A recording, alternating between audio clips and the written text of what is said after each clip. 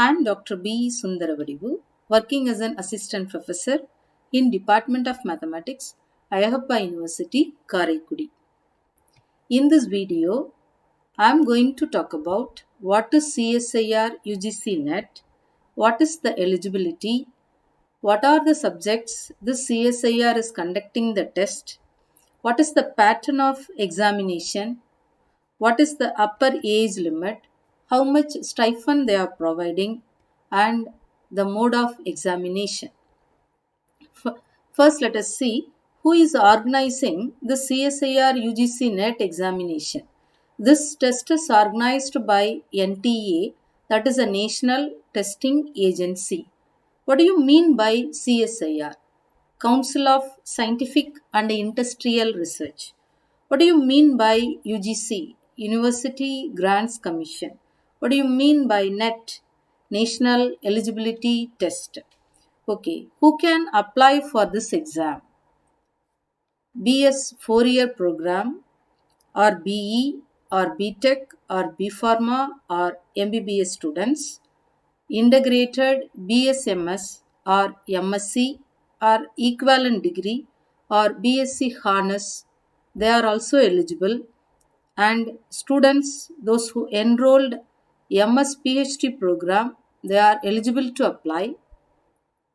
Candidates, those who enrolled MSc, they can apply as a result awaited category. What is the percentage of the mark to apply this examination? 55% for general and OBC category and 50% for scheduled caste, scheduled tribes and persons with disability. What are the subjects this CSIR is conducting the test? That is chemical sciences, earth science, atmospheric sciences, ocean and planetary sciences, life sciences, mathematical sciences, physical sciences and engineering sciences. Then, what is the pattern of examination? The test will consist of 3 parts. All the parts will consist of the objective type multiple choice questions. This chemical science is having total 120 questions. For each incorrect answer, there is a negative marking. For part A, part B and part C, the incorrect answer, the negative marking percentage is 25% for this chemical science. If you comes under mathematical science, the total number of questions are 120. For each incorrect answer, there will be a negative marking for part A and part B. The percentage is 25%. In part C, there is no negative marking. If you consider physical science, the total number of questions are 75. For each incorrect answer, there will be a negative mark. For part A, part B and part C, the percentage of negative marking is 25%. When we take life sciences, the total number of questions are 145. For each incorrect answer, there will be a negative mark. The negative mark for part A, part B and part C is 25%. When I am seeing earth science, atmospheric, ocean and planetary sciences, these are having total number of 150 questions.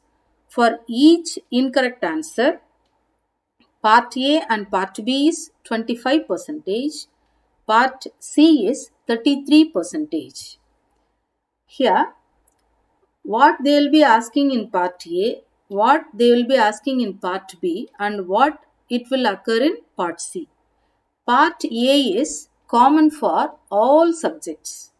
Part A consists of a question of logical reasoning, graphical analysis, analytical and numerical ability, quantitative comparison, series formation, etc.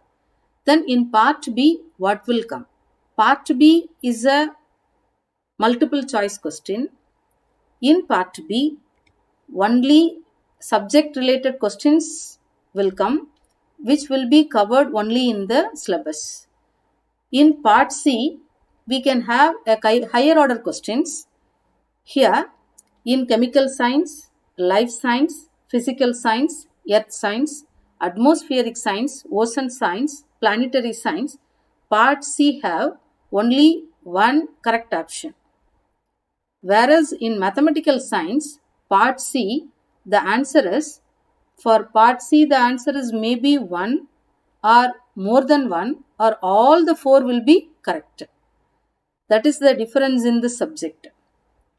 Then, what is the upper age limit to apply for this examination? This exam consists of two parts. One is JRF, another one is lecturership. What is this JRF? Junior Research Fellowship. What is LS? Lecturership, that is Assistant Professor. What is the upper age limit of this JRF? Upper age limit of this JRF is maximum of 28 years for general category. Here, this 5 years will be giving relaxation in case of scheduled caste, scheduled tribe, PW candidates or any female candidates.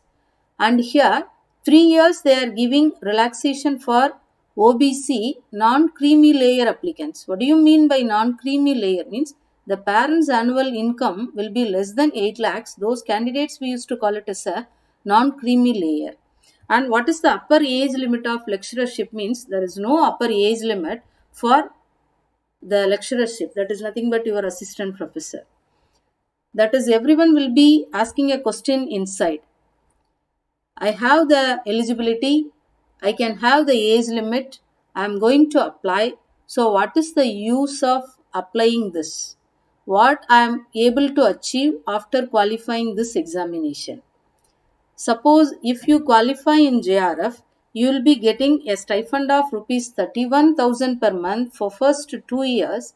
In the third subsequent years, the JRF will be converted into SRF, Senior Research Fellowship. Then your stipend will be 35,000 per month till the completion of your PhD program. Okay, where can I see all the details?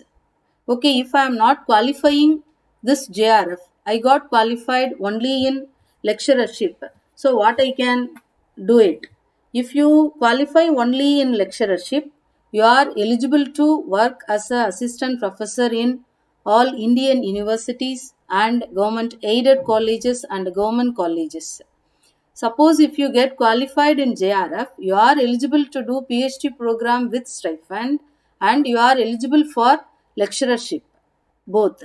Where can you see all the details? Means this is the website where you can get it, csirhdz.res.in.